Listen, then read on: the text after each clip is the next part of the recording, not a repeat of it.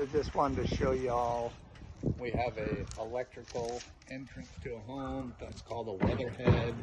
And if you can see at the base, right, they have, some people call it a flashing, but we have to use a retrofit boot around that pipe as it goes through the roof to make a watertight seal.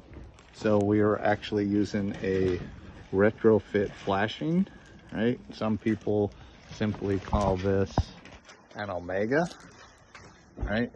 So this gives us the opportunity to put it around the pipe to fit by cutting this out. And then we kind of have a barbed zipper system, as you can see how the rubber overlaps itself.